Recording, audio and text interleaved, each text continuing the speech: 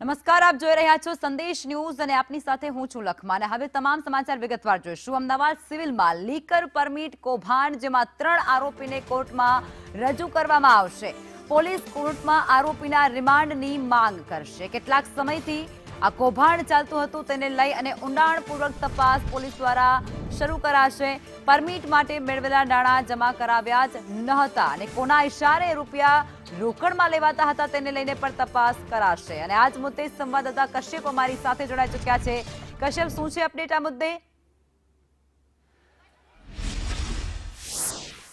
લગભગ થોડી વારમાં જ સાઈબાગ પોલીસ જે છે તે આ કૌભાંડમાં સંડોવાયેલા જે 3 આરોપીઓ છે તેને લઈ અને કોર્ટમાં પહોંચશે અને અહીં કોર્ટમાં તેને રજૂ કરવામાં આવનાર છે। આ કૌભાંડમાં સંડોવાયેલા કરશન વાઘેલા,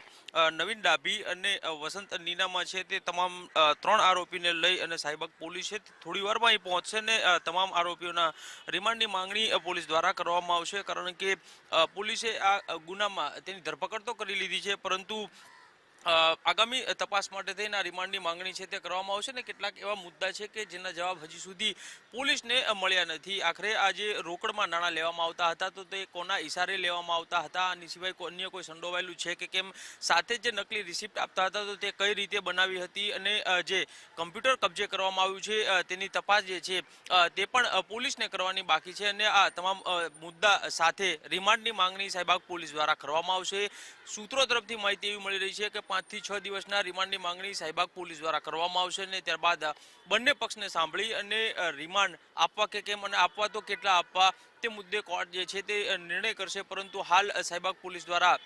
થોડી વારમાં આરોપીને લઈ અને કોર્ટમાં રજૂ કરવામાં આવશે। કશ્યપ, રિમાન્ડ દરમિયાન એવા કયા મુદ્દા હશે મુખ્ય જેના પર ઊંડાણપૂર્વક તપાસ હાથ ધરવામાં આવશે અને એ તપાસ બાદ મોટા ખુલાસા થાય તેવી પણ શક્યતા હોય? ચોક્કસ સંદેશ ન્યૂઝ દ્વારા આ જે અહેવાલ પ્રસારિત કરવામાં આવ્યો હતો ને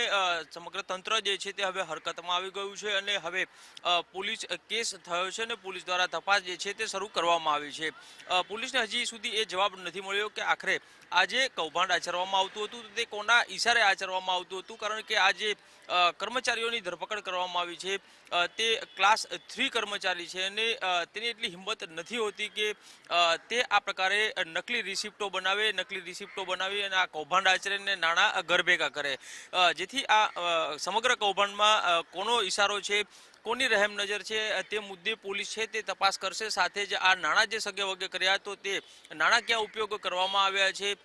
નકલી રિસિપ્ટ જે આપવામાં આવતી હતી તે નકલી રિસિપ્ટ જે છે તે કઈ રીતે બનાવી હતી, કેટલા લોકોની નકલી રિસિપ્ટ બનાવવામાં આવી છે, કારણ કે સિવિલ તંત્ર જે છે તેના દ્વારા અત્યારે માત્ર 9 રિસિપ્ટ માટે થઈને જે પોલીસ ફરિયાદ છે તે દાખલ કરવામાં આવી છે, પરંતુ સિવિલ તંત્ર દ્વારા જે પોલીસને ડેટા આપવામાં આવ્યો છે તે માત્ર છેલ્લા 3 મહિનાનો ડેટા છે તે જ આપવામાં આવ્યો છે। હકીકતમાં ફાઇનાન્શિયલ એટલે કે માર્ચ 2025 થી લઈને માર્ચ 2026 સુધીનો ઓડિટ રિપોર્ટ કરવાનો હોય છે અને તે તમામ વિગતો જે છે તે સિવિલ તંત્ર પાસે માંગવામાં આવી છે અને આ તમામ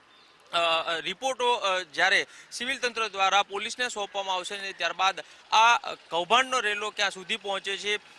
કોણ કોણ સંડોવાયેલું છે, કેટલા નાણાંની ઉચાપત કરવામાં આવી છે, આ સમગ્ર બાબતનો ખુલાસો થશે। જી બિલકુલ કશ્યપ, આપ જોડાયા તે બદલ આપનો આભાર।